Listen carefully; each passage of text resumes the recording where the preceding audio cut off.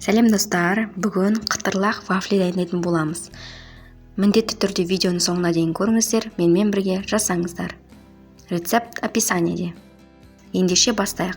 Бірінші мискіге жұмыртқаларымызды жарып аламыз. Одан кейін үстіне қантты қосып, венчикпен араластырамыз.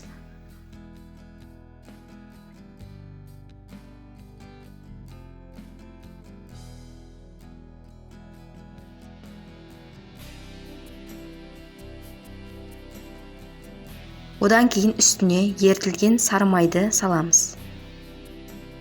Сары май водяной баняде немесе микроволновкада ерітсеңіздер болады. Тағы да араластырамыз. Жақсылап араластырамыз.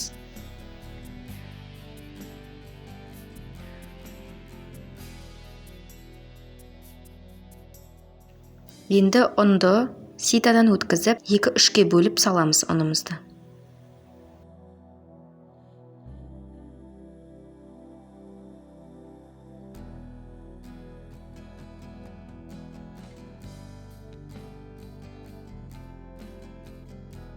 Тағы да араластырамыз. Бірінші комочка шығады, оған уайымдамаңыз, араластыра беріңіз. Мөлдір, глянцевый болғанға дейін араластырасыз.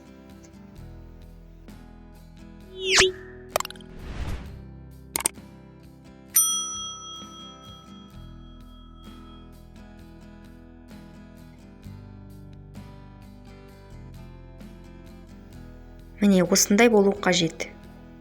Енді вафельницамызды қыздырып, бір ас қасық қамырымызды қызып тұрған вафельницаға құямыз.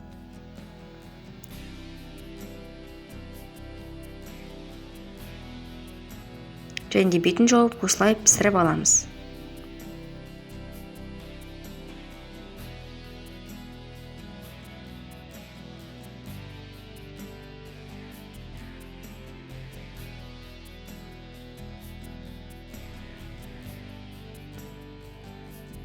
Қалағаныңыздай пісіруге болады.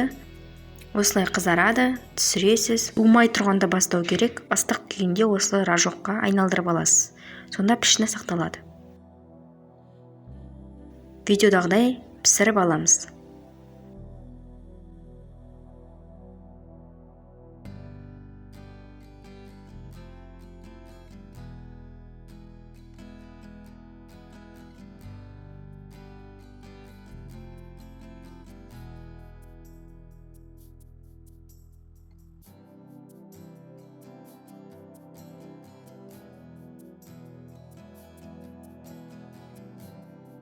Достар, менің каналыма тіркеліп кетуді ұмытпаңыздар, лайк басып кетіңіздер.